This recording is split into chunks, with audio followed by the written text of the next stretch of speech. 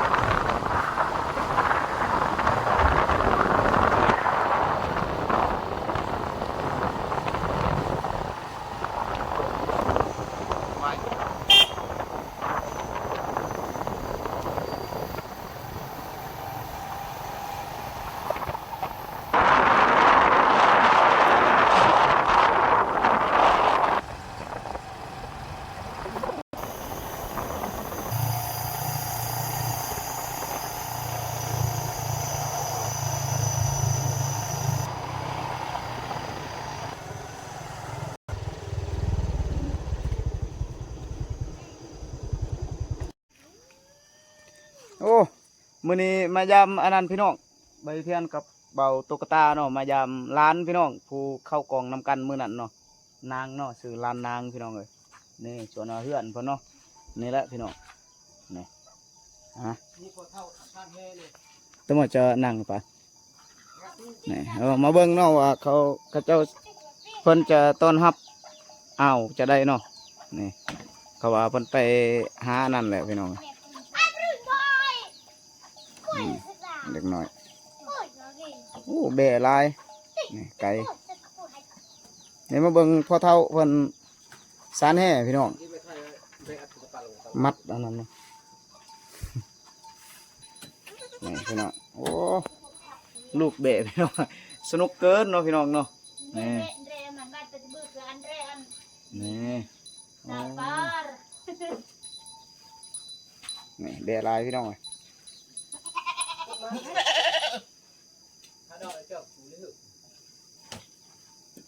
นี่ที่เพิ่นมัดลูกกระเจนนี่เนาะพี่น้องเนาะโอ้แห่ทีเติบ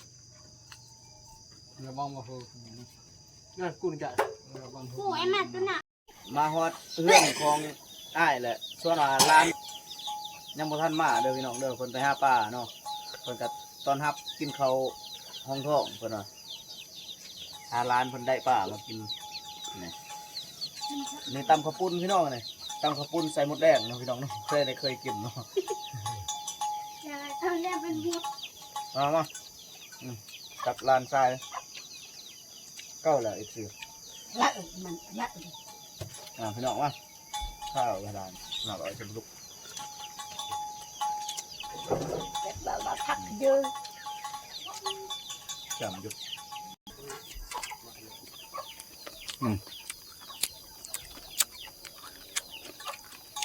กินกับมะเขือกินโอ้แล้วพอดีสาบวยเด้อ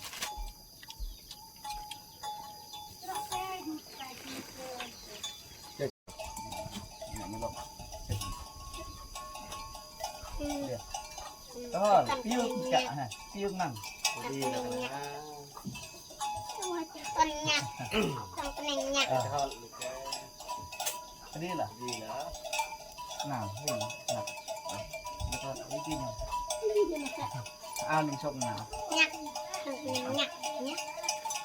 มามอบเครื่องนอส่งให้กางเกงให้อันนั้นน้องลายล้านผู้ที่เขาคลิปน้ำกันเมื่อนั้นเนาะวันนี้เทียนกับมาย่ำเพื่อนเพิ่นส่วนงานเพื่อนกานี่แหละพี่น้องเลยนี่อุดมสมบูรณ์พี่น้องมีงัวนี่โอเคแล้วก็มีไก่เนาะพี่น้องเนาะไทยกันมีไก่ หลานสาวเพิ่นมาแต่สอนปลาพี่น้องเพิ่นได้ปูเนาะนี่เพิ่นกะจีต้อนรับให้ใบเทียนกับปลาตุกตาเนาะกินเพิ่นได้กระปู3โตพี่น้องก็บ่หลายเพิ่นจีให้กินเนาะเพิ่นยังโยนครัวพุ่นนี่โอ้มายามใบเทียนมายามมานั่นพี่น้องมายามเฮือนอ้ายเนาะเฮือนอ้ายผู้เข้าคลิปนำกันนั่นพี่น้องเลยแล้วก็มีหลานสาวกำลังตำข้าวเนาะพี่น้องเนาะทำมาเบิ่งวิถีชีวิตในการตำข้าวอยู่เขตแถวบ้านเบาสิเทียนเนาะพี่น้องเนาะอาจจะแตกต่างบริษัทฮงซี่เด้อพี่น้องเด้อบริษัทฮงซี่บริษัทจักรเนาะพี่น้องเนาะบริษัท อันนี้นี่โอ้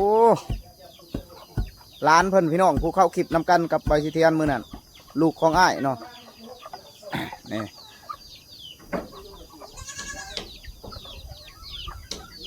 นี่พี่น้องเอ้ยวิธีส่วนทางข้างก็มีไก่พี่น้องนี่ไก่ลายไก่เกี๊ยมแบบเวลาเขามันกระเด็นเนาะพี่น้องเนาะมันตกลงพื้นเลยก็ไก่เป็นผู้หับเมาโตพี่น้องนี่นี่ใกล้ดูใกล้ดูเด็กนี่พี่น้องเอ้ยโอ้บ่นักบ่กระเจาะบ่คือบ่ปลดก่อนเอามาเบิ่งโอ้สบายใส่เข่าเนาะพี่น้องเนาะใส่เข่าเนี่ยไก่เปะนี่ตัวโรคคักเอาขึ้นเลยนี่พี่น้องโอ้พอดีเอาอึบเม่นนี่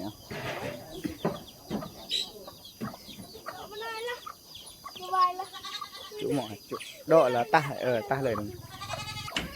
นี่พี่น้องเอ้ยตำแล้วเนาะพี่น้องเนาะนี่ตำแล้วบัดนี้สิเอาแกบมันออกเด้อพี่น้องเด้อพัดเนาะเอิญเอาแกบมันออกนี่ส่วนอันนี้ก็แม่เฒ่าเป็นผู้แนะนำยันตำบ่ถึกกันจ้อยอีหมอก็ได้เคยยังกันจ้อยงี้อ้นนะเห็ดแนวนี้เนาะ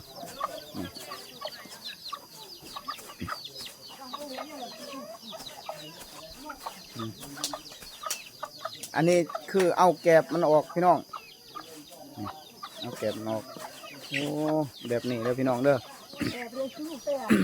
อาจจะยุ่งยากน้องพี่น้องเนาะยุ่งยากลายอันนั้นลาย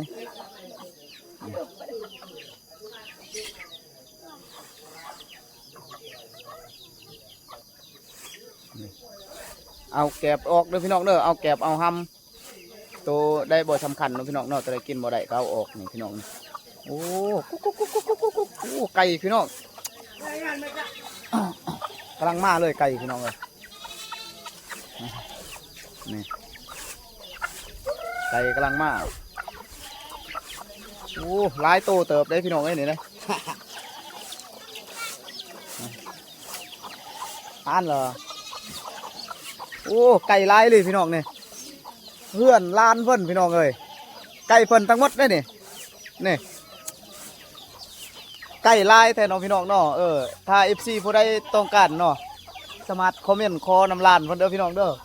เพราะว่าลานเพิ่นเลี้ยงไก่ลายโตเด้อพี่น้องนี่โอ้เอาไปตำต่อ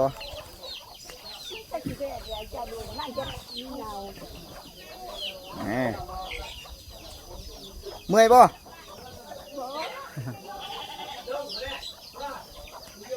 นี่ร้าน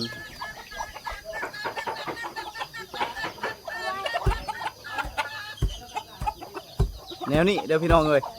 ต้องถึกจังหวะพี่น้องถ้าบ่ถึกจังหวะมันสิตั้มกันได้นี่เลยคันไก่งอกหัวเข้าไปตอดก็ถือว่าตั้มเลยได้พี่น้องเลยนี่โอ้สนุกสนานเนาะไม่เท่ากับแนมเบิ้งบัดนี้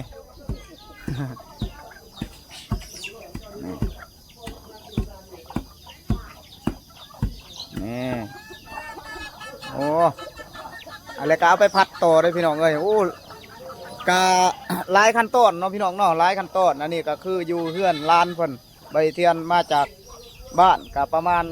5 กิโลเมตรนี่แหละพี่น้องเอ้ยตั้งแต่บ้านใบเทียนเนาะแล้วก็มาหา มาหาร้านเพิ่น นี่ ว่าสิพาร้านเพิ่นเมื่อเนาะเมื่อเฮือนบ่สิเทียนเนาะเมื่ออยู่กับอีเมไปหาเก็บผักเก็บหญ้าขายอยู่ตลาดแต่ว่าเพิ่นว่าบ่เมื่อเนาะพี่น้องเนาะให้เพิ่นเฮ็ดเวียกอยู่นี่ก่อนเพราะช่วงนี้ก็เสียหญ้ามันพุ่นแหล้วจะได้กับคลิปนี้ก็บ่มีหยังหลากหลายเด้อพี่น้องเด้อไปเทียนกับจุเท่านี้ก่อนเนาะพี่น้องเนาะร้านก่อนทำเขาเนาะ